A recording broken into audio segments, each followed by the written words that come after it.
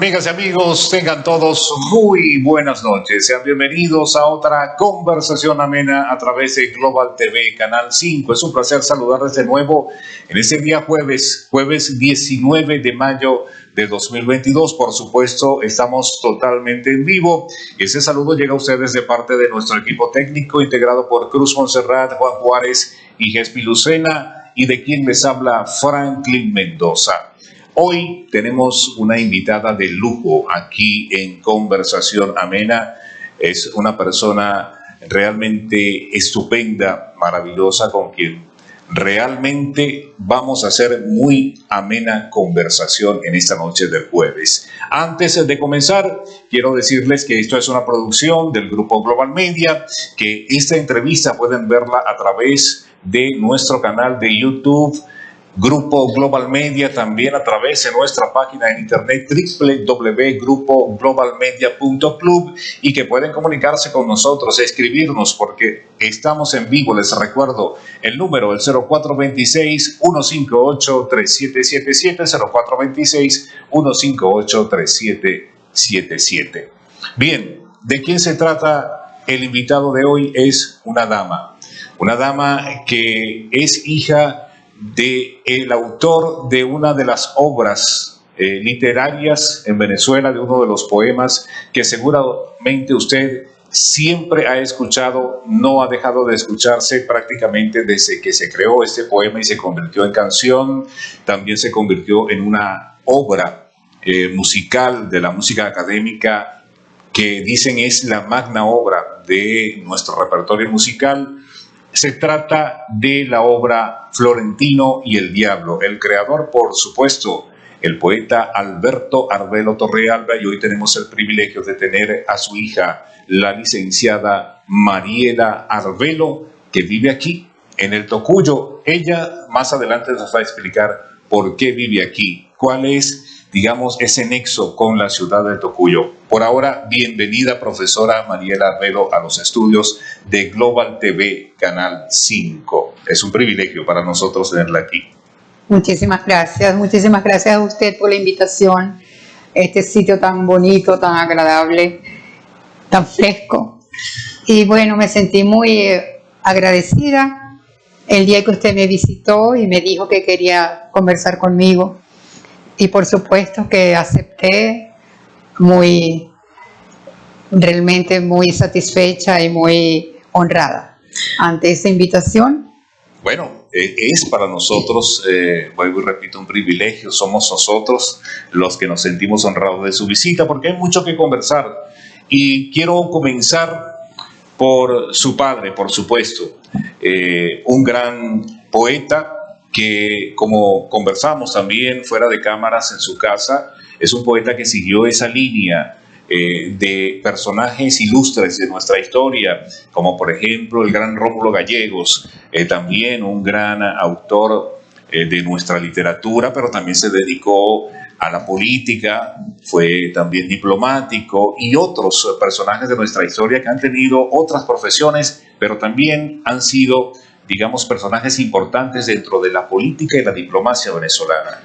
Es el caso también del poeta Alberto Arbelo Torrealba. Fue diplomático de nuestro país, tuvo además otra profesión, pero su obra quedó pues siempre en la memoria y en la historia de Venezuela, porque fue compartida en canción y refleja esa historia, esos, digamos, pensamientos, esas leyendas del llano venezolano. Él las supo plasmar de forma maestra, digamos, digo yo, pienso yo, de forma increíblemente, con una creatividad tremenda y con una poesía inigualable. Eso es mi parecer acerca de la obra Florentino y el Diablo. Pero cuéntenos, ¿cómo piensa usted? Si usted alguna vez, su papá le contó cómo se inspiró él a escribir una obra que es tan querida por el venezolano. Bueno, realmente él no hablaba mucho sobre los orígenes de Florentino y el Diablo, cómo se había inspirado él. No se sentaba a conversar mucho sobre esos temas, ni qué lo inspiró para determinado poema, qué momento de inspiración tuvo.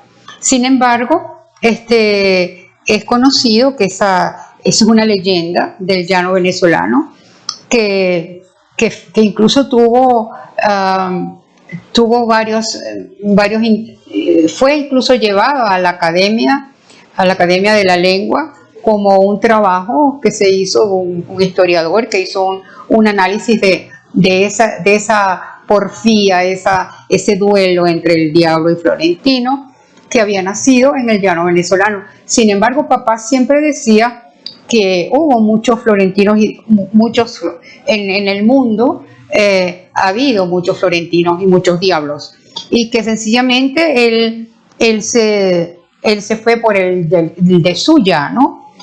Siempre era la pampa, pues el horizonte abierto, y ese era el hábitat, digamos, de Florentino y el diablo.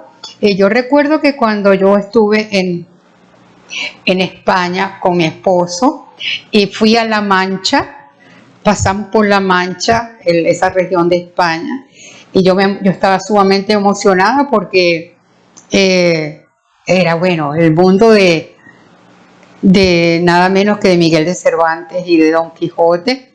Cuando yo entré a La Mancha, veo que ese es un llano y digo, Dios mío, Florentino era llanero como mi papá. Perdón, Florentino no, Don Quijote era llanero como mi papá. Ese era el mismo llano.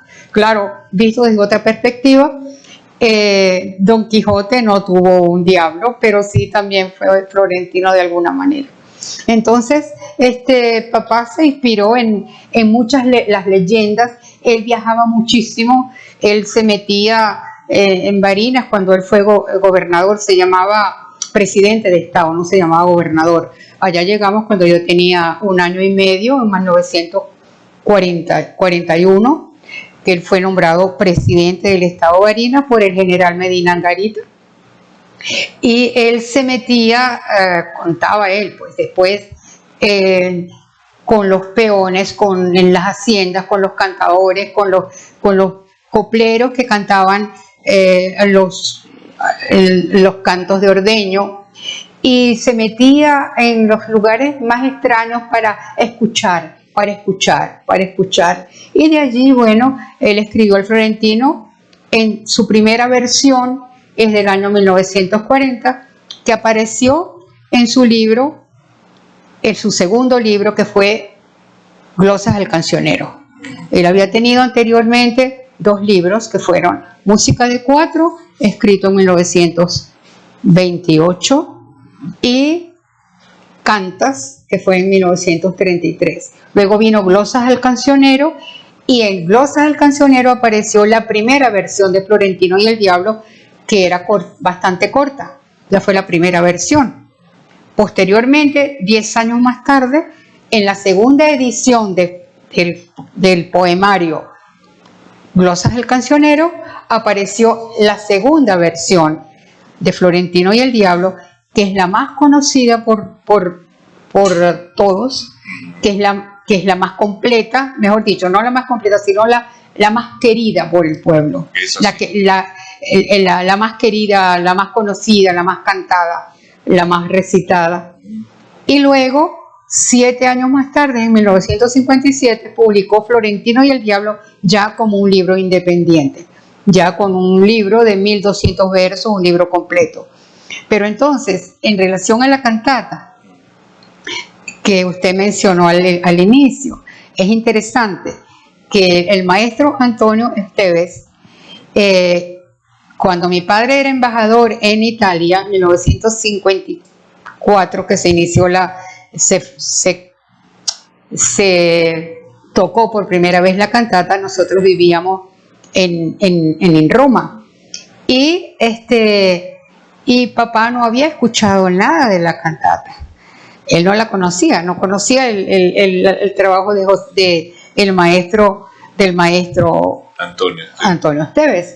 Entonces, pero después Antonio contaba que había tenido un gran problema, porque él estaba trabajando en su obra musical basado en la primera versión de Florentino y el Diablo. Posteriormente, cuando sale la segunda versión, él se puso las manos en la cabeza y decía que era como que si el mundo se le hubiera caído encima. Porque ¿qué hacer? ¿Qué hacer? Tenía rehacer la obra desde el inicio, era imposible. Entonces lo que hizo fue que una parte del poema, de la cantata, está basada en la primera versión y otra parte de la cantata está versada en la segunda parte. Bueno, interesantísima historia. Nosotros tenemos que irnos a un corte, pero al regreso, y a propósito de la cantata criolla, que es una obra derivada del poema Florentino y el Diablo, quiero que la profesora Mariela nos cuente cómo fue ese encuentro entre Antonio Esteves, el creador de la cantata criolla, y el maestro, el poeta Alberto Arbelo Torrealba. Ya venimos con más de esta muy buena conversación amena.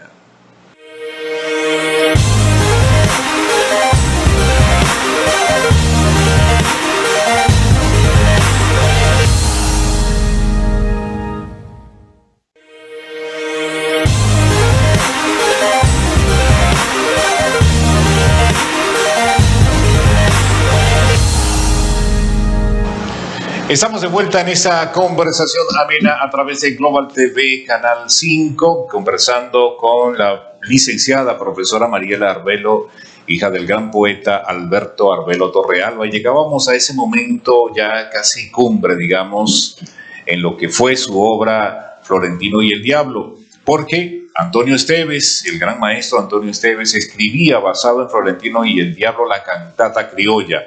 Repito, y como dije al principio, es una obra considerada como la magna obra en la música académica venezolana, una obra para coro y orquesta. Luego fue montada también con un, trabajo coreográfico por la profesora Mariela Delgado. Pero yo quiero que la profesora Mariela nos cuente cómo fue ese primer encuentro entre Antonio Esteves y el poeta Alberto Arbelo Torrealba.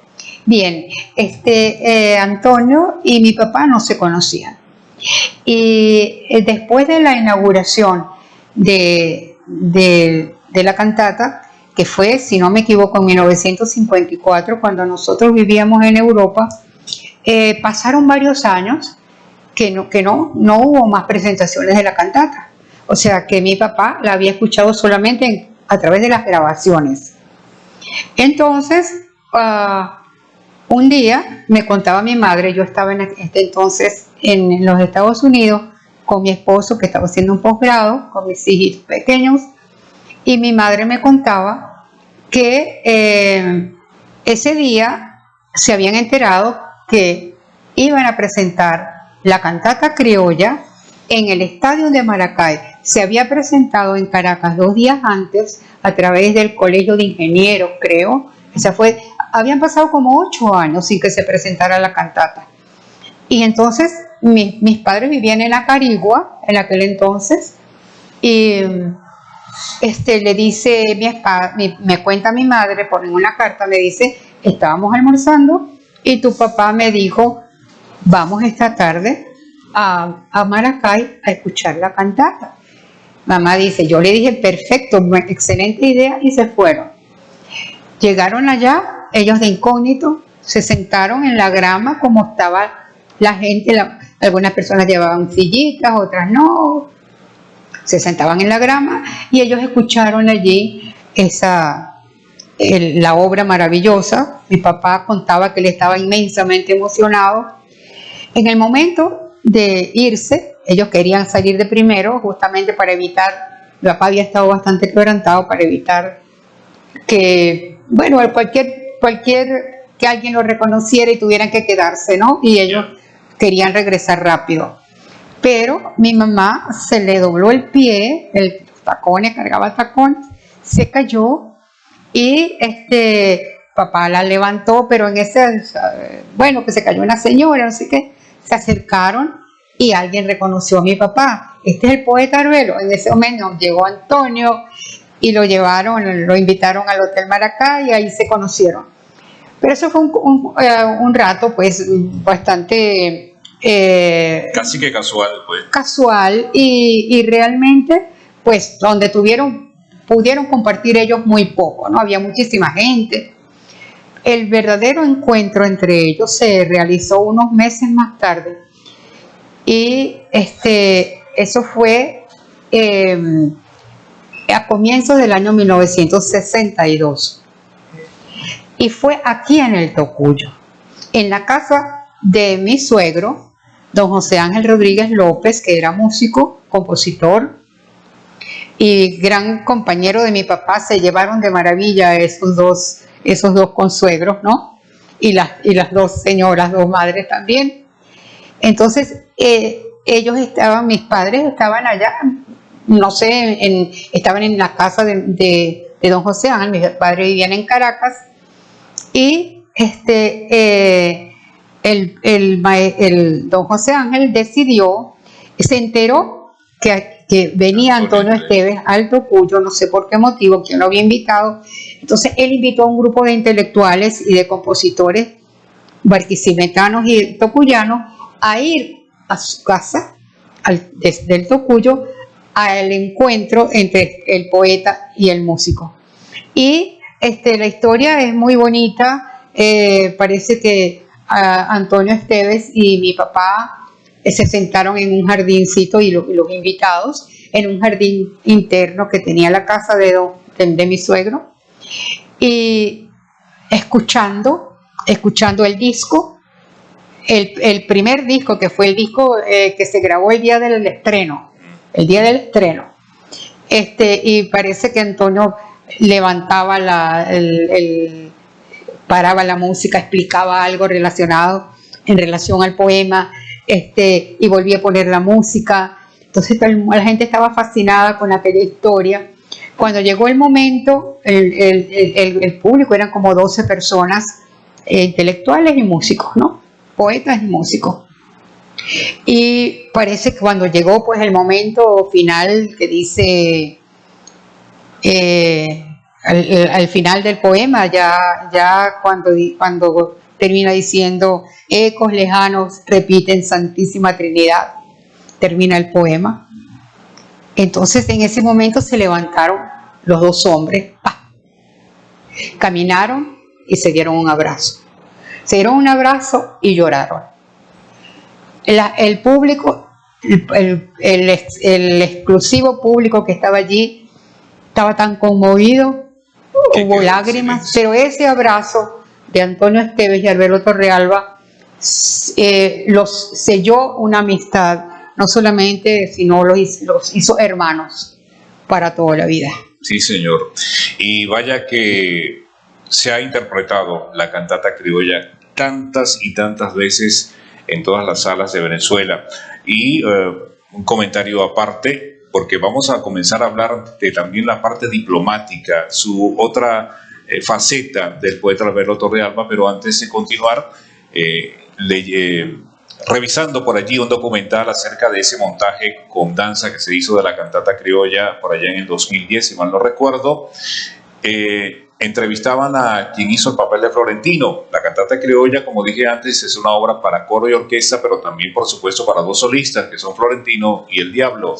Uno de los cantantes, o el cantante que más ha interpretado el papel de Florentino, es el cantante Iduer Álvarez, a quien tuve el placer de conocer hace muchos años, incluso cantar con él en algún momento.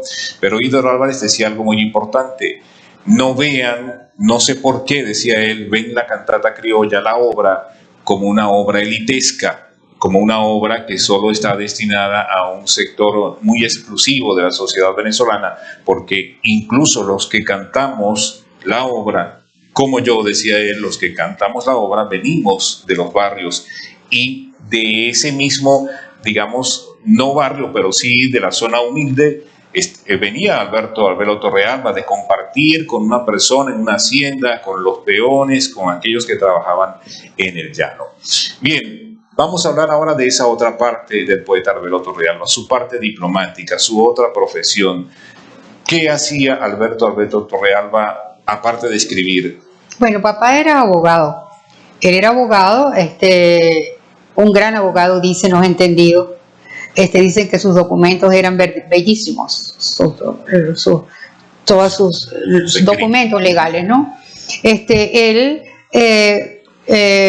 como le dije, cuando en el año 1941 fue nombrado presidente del estado de Barinas y estuvo allí durante algo así como 5 años, hasta 1945, hasta comienzos de 1945, cuando fue enviado por el gobierno de General Medina a París para representar como agregado cultural de la embajada.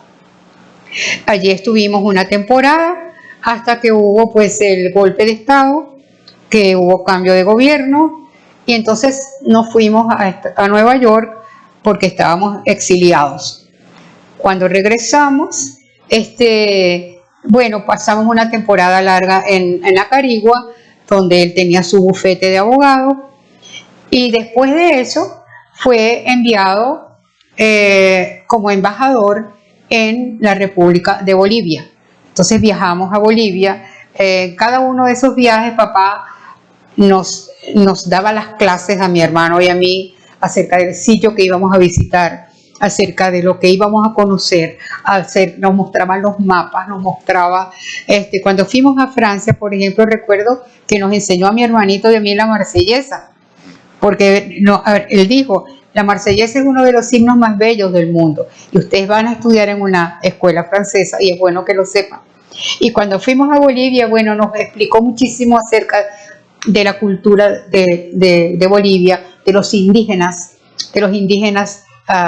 quechua y los aymara, y acerca de esa bellísima ciudad que era La Paz, la capital más alta del mundo. Allá pasamos un cierto tiempo, regresamos a Venezuela, fue ministro de Agricultura y Cría y luego fue enviado a Roma como embajador de Venezuela en Roma. Allí pasamos varios años y nuestra casa en Roma era una suerte de casa de la cultura, porque allí por lo menos cada 15 días se hacía un recital poético o un recital de música. Era en cualquier saloncito iba un grupo de jóvenes a ensayar. Mi papá no solamente ayudaba a los venezolanos, sino a jóvenes latinoamericanos que tenían potenciales artísticos, pero no tenían ayuda. Entonces papá los ayudaba, les patrocinaba sus estudios, sus giras. Recuerdo que nuestro gran y queridísimo Alirio Díaz, papá, la embajada pues patrocinó su primera temporada de conciertos en Roma. Y allí estaba también el maestro Juan Bautista Plaza, que estaba haciendo un trabajo allí. Y hay una historia muy linda, pero no sé si tenemos tiempo de contarla. No en ese segmento, pero claro que la vamos a escuchar de usted. Vamos a un corte para que dejamos pendiente esa historia, para que usted la cuente con todos sus detalles a toda la gente que nos observa a través de Global TV Canal 5. Vamos arriba y ya venimos con más de esta conversación amena.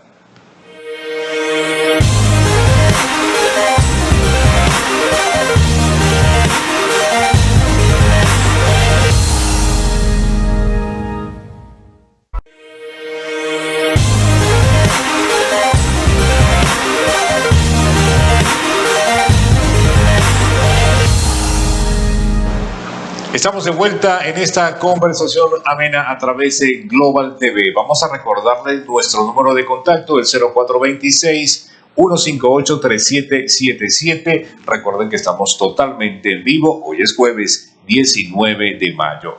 Dejamos una historia pendiente, profesor, una historia muy bonita de tantas que usted nos podría contar de su papá. Es una anécdota divertida. Y los protagonistas son realmente Alirio Díaz y el maestro Juan Bautista Plaza. Los grandes músicos. Como yo le decía, nuestra casa en Roma era una suerte de casa de la cultura. Allí se hacían recitales poéticos, se hacían recitales de música, violinistas, pianistas. Y un día, llegó, se citaron en la casa el maestro Plaza y Alirio Díaz porque iban a ensayar para la próxima presentación, el próximo concierto de Alirio. Y claro, el gran maestro iba a escucharlo. Alirio estaba un poco asustado. Mi padre les cedió su estudio para que pudieran trabajar a puertas cerradas sin interrupciones y pasaron como 4 horas encerrados allí. Se escuchaba la guitarra de Alirio, se escuchaba de vez en cuando la voz del maestro, el maestro Plaza, y bueno, como a las 4 horas, a las 3, 4 horas salieron. Alirio estaba sofocado, cansado, y el maestro muy sonreído. Pasamos a almorzar y mi madre había mandado a preparar para ese gran evento de esos 2 talentos que estaban en nuestra casa. Había enseñado al cocinero, Domenico se llamaba, el italiano, el cocinero de la embajada de nuestra casa, a preparar un pabellón criollo. Y habían llegado caraotas, la carne sí se conseguía, las caraotas se las habían mandado, y bueno, el plátano, el arroz, la cosa. Entonces, bueno, nos sentamos a la mesa. Cuando Alirio era caroreño y el maestro Plaza era caraqueño. Los caraqueños suelen ponerle un poquito de azúcar a la caraota. Entonces, cuando se sientan a la mesa, está el mesonero con guantes blancos y todo servicio de plata sirviendo las caraoticas negras. A mí me daba risa. Yo era una chica de 14 años, ¿no? Y entonces el maestro Plaza y Alirio están sentados a un lado, y cuando Alirio ve aquel plato de caraota que tenía como no sé cuánto tiempo, que se moría del deseo de la emoción, ¿no? En ese momento, Alirio, el maestro Plaza, le dice: Alirio, ¿no le quieres poner un poquito de azúcar a tus caraotas? No, dice él, hace así, no. Al ratico insiste el maestro Plaza: Alirio, pruébalas para que veas que quedan muy ricas. Entonces Alirio ya no pudo más, tapó su plato así con las 2 manos y le dijo: maestro Plaza, yo le hago caso al pie de la letra en lo que usted indica para la música y para mi guitarra, pero con mis caraotas no se metan. Bueno, excelente anécdota de tantas y tantas, sí. Y además con 2 grandes personajes de nuestra música, como lo es o lo fueron el maestro Juan Bautista Plaza y el maestro Alirio Díaz. Indudablemente eso forma parte de esas historias que muy poco uno puede conocer, que no están escritas en ninguna parte, pero que quedan en la vivencia, en este caso. Por cierto que esa anécdota está escrita porque yo escribí la biografía de mi padre. Bueno. El libro se llama Coplero que canta y toca. Y qué bueno que me toca ese tema. Sí. ¿Por qué? Porque tenemos que hablar también de su obra. El maestro Arbelo Torrealba venía también de una familia, sus padres también fueron poetas, también se dedicaron a la escritura.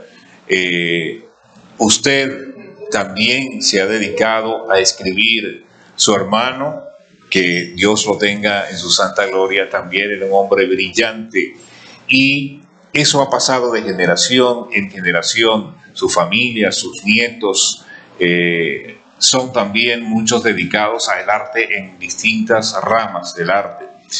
Pero yo quisiera que usted nos contara, profesora, también de su obra, porque esos libros que ustedes ven allí al lado de la profesora son su obra, parte de su obra, y es bueno que por lo menos estas historias como la que nos acaba de contar, usted las va a encontrar también en la obra de la profesora Mariela Arbelo. Cuéntenos, usted es licenciada en letras, graduada, si mal no recuerdo, en la Universidad Central de Venezuela, y pues hoy en día se dedica también a la enseñanza de idiomas, pero usted tiene una amplia obra, e incluso, bueno, hay una historia por allí, tuvo que hacer y escribir un libro basado en solamente imágenes, en pinturas, pero bueno.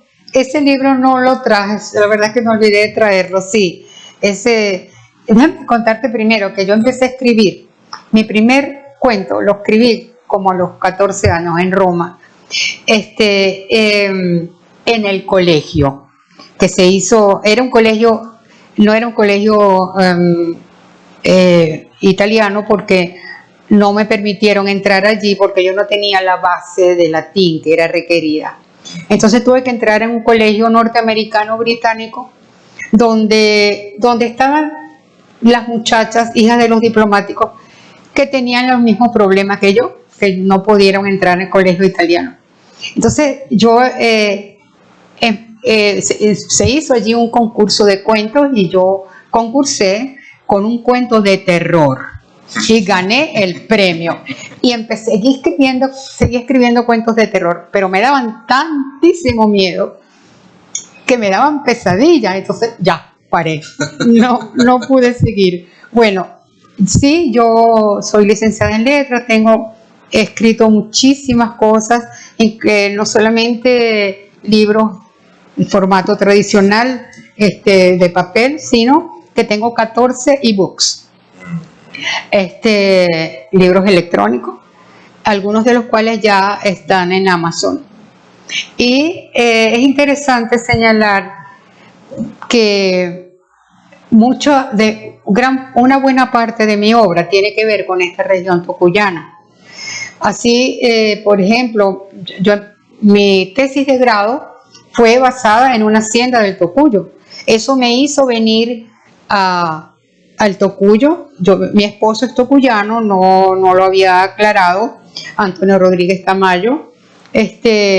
Y desde que yo empecé a venir al Tocuyo, yo me enamoré de esta región, me enamoré de las leyendas y las tradiciones maravillosas que escuchaba.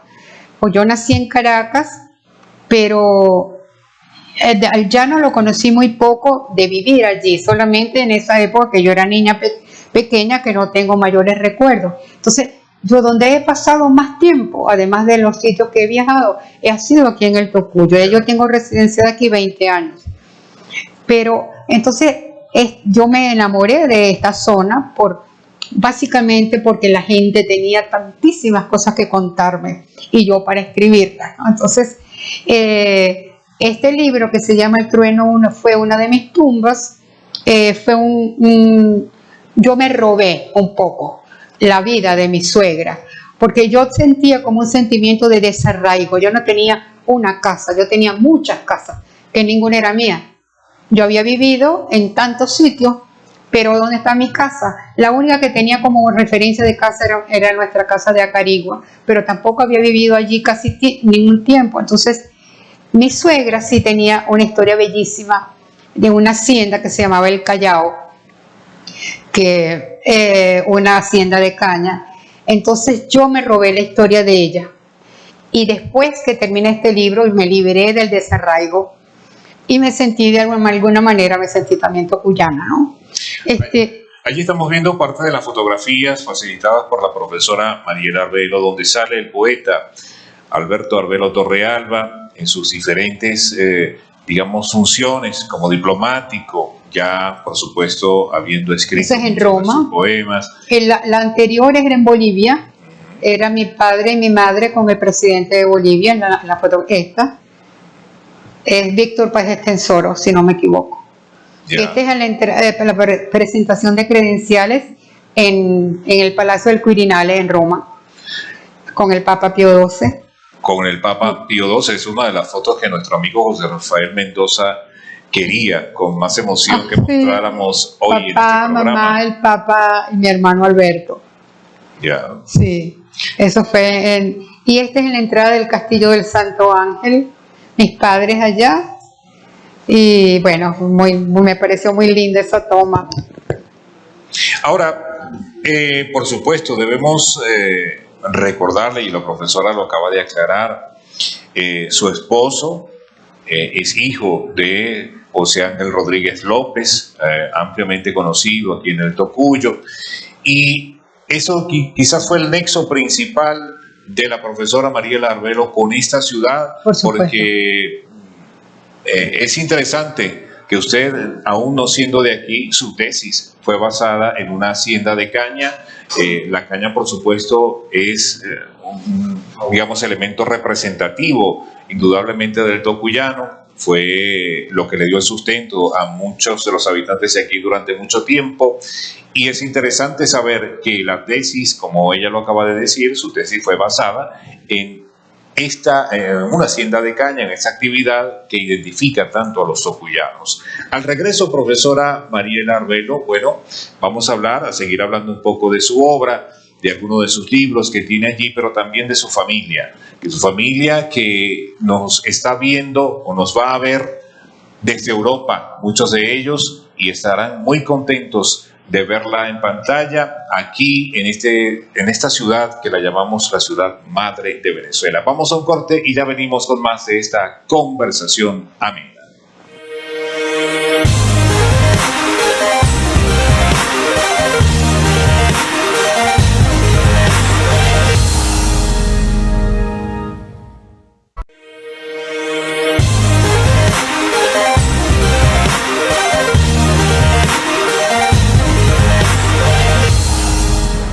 Estamos de vuelta en esta conversación amena a través de Global TV Canal 5. Ya entramos en nuestra última parte y la profesora es testigo de que nos vamos a quedar muy corto. Tenemos muchas cosas que contarles, que compartir con ustedes, pero seguramente en otra oportunidad la vamos a tener aquí. Por ahora, profesora, quisiera que siguiera hablando de su obra, de esos libros que están allí, un poquito la historia de cada uno. Hay unos libros por allá también de su padre. Sí. Quisiera que hiciera algún comentario, aunque sea rápido, pero que sí, no lo dejáramos por fuera. Este primer libro se llama Vitrales. Tiene un prólogo de nuestro muy querido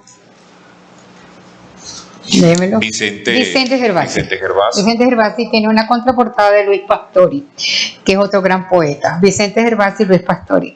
Recuerdo que cuando se publicó, el gran poeta Luis Pastori decía que él quería que este libro se tradujera al árabe para que él quedara de primero. Este libro, también aquí hay algunas historias relacionadas con el tocuyo. Incluso hay una historia que fue un relato que me contó mi esposo del terremoto del Tocuyo, una historia que a mí me impresionó muchísimo y estaba angustiada con esa historia, la tenía que me martirizaba por dentro y la tuve que escribir. Cuando escribí la historia me liberé. Es la historia de un señor que pierde a sus hijos en el terremoto. Bueno, esa es una historia bien bonita. Está allí. Está en Vitrales, sí. Esta es una trilogía indígena. Yo desde que regresé, desde que conocí a los indígenas bolivianos, sentí una pasión por estudiar esas culturas indígenas. Realmente me maravillé de todo lo que fui aprendiendo. Y al llegar a Venezuela, ya como empezar a escribir, me enamoré de las culturas indígenas. Sobre todo cada uno de estos libros lo hice en relación a una etnia diferente. El primero fue Orasimi, que es la historia de una indiecita Yanomami, que por supuesto soy yo, porque yo todo lo escribo en primera persona. Eso me ha dado la posibilidad de ser lo que yo quiero ser. Que he sido indígena, he sido princesa, he sido mujer pájaro, he sido lo que yo quiera ser. Sobre los Yanomami. Luego escribí Acaida sobre la etnia Guarao del Delta del Orinoco. Los Yanomami viven en el Alto Orinoco, Delta del Orinoco. Y el último fue Irena, basada en una historia de una chica, una indígena de Barí, de la Sierra de Perijá. Aquí están la maravilla de mitos, y ahí donde uno dice, quien hable de pueblos primitivos está muy equivocado, porque estos son pueblos, serán primitivos desde el punto de vista práctico, culturales, lo que llamamos nosotros que tengan o no tengan internet, pero tienen una inmensa sabiduría. Y estos mitos son tan o más bellos que los mitos griegos y los mitos romanos. Entonces, quería mostrarles La canción de la Huina es una traducción que hice de un poeta africano. Y tengo 2 libros, pensé hacer una trilogía, pero el tiempo como que no me va a alcanzar para hacer el tercero.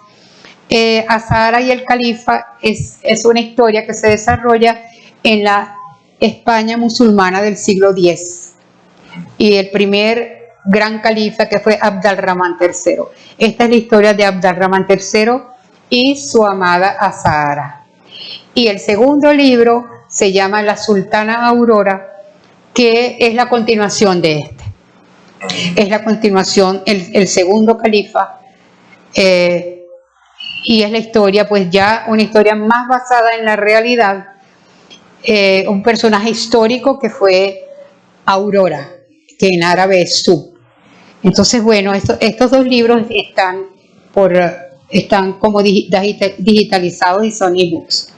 De mi papá quiero mostrarles, no traje los libros por separado porque realmente no tengo sino un ejemplar de cada uno.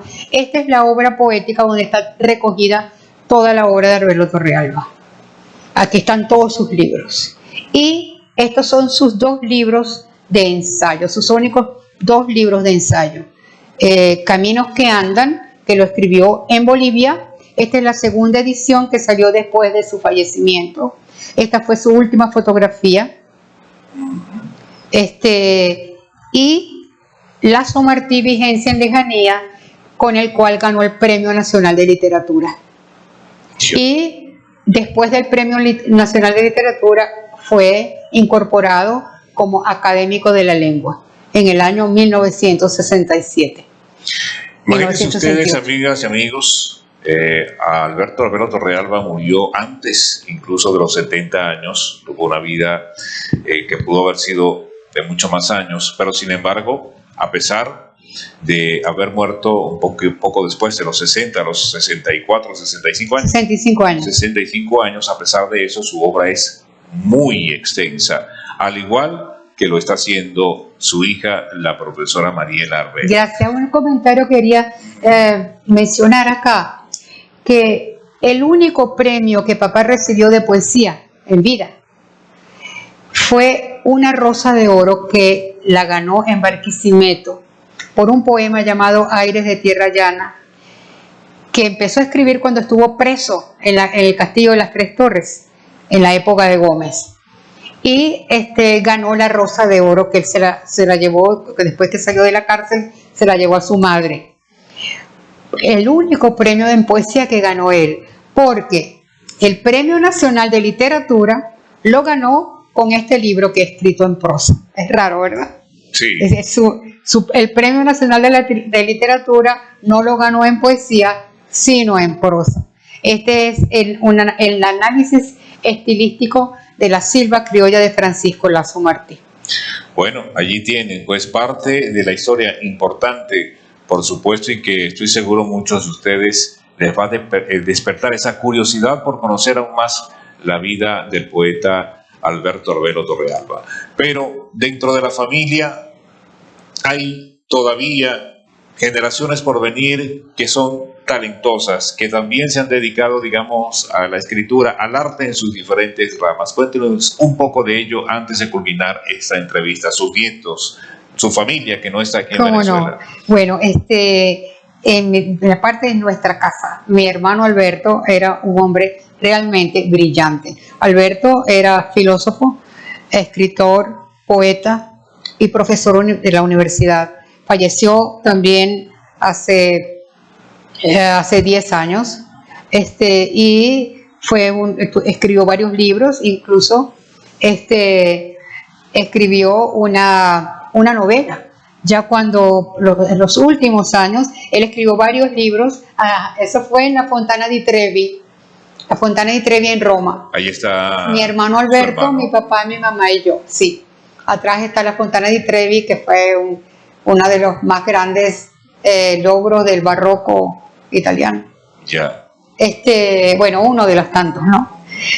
Bueno, está mi hermano, de parte de mi sobrino Beto, también un muchacho, eres cineasta, se ha destacado en Estados Unidos como gran cineasta. Y por el lado de mis hijos, bueno, seguramente que se me va a quedar mucha gente afuera. Mis hijos, Alejandro era ingeniero de sonido.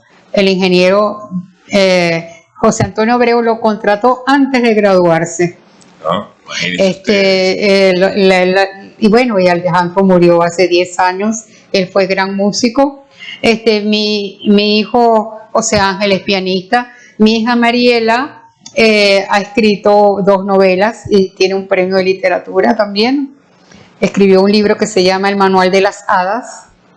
Y Los Hombres de Muchaca. Los Hombres de Muchaca han sido, ese libro en España ha sido recomendado para los colegios. Un libro muy bonito, muy interesante. Yeah. Y bueno... Y su hijo José Ángel, pues... José Ángel es pianista. Sí, José Ángel es pianista. Él es músico, 100% músico. Tiene un oído, según decían sus profesores, un oído perfecto. Y él es compositor también.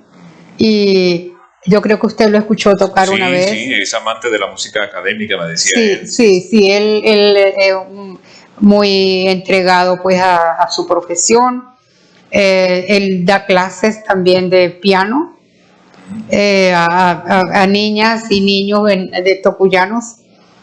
Bueno, y así desenvolvemos por nuestra vida diaria dentro del arte y dentro de la alegría de poder tener una familia unida, a pesar de las desgracias que han pasado. Yo desde aquí, por supuesto, le envío un gran saludo a su familia, que nos va a ver desde el exterior, que estarán muy contentos de esta entrevista. Quiero decirles que, por supuesto, nos vamos a quedar cortos, pero eso también nos va a dar la oportunidad, Dios mediante, de volverla a tener con nosotros. Vienen fechas importantes, por supuesto, cuando se cumpla un aniversario más del nacimiento de su Señor Padre, cuando se cumpla un año más también de la creación de lo que fue Florentino y el Diablo. Pero quiero decirles que el poeta Alberto Torrealba pues escribió mucho más. Como les decía antes, hay otras obras que han sido llevadas a la música y que es bueno que ustedes sepan siempre que son de Alberto Arbelo Torrealba, porque a veces no le damos la importancia. Cuando escuchamos la música, no le damos importancia a sus compositores, tanto de la letra como de la música. Y eso es importante. Dentro de la música nacional eso debería ser una prioridad, precisamente para que no se le atribuyan a otras personas cosas que no le pertenecen realmente, que no es lo que el artista quiere, quizás un cantante.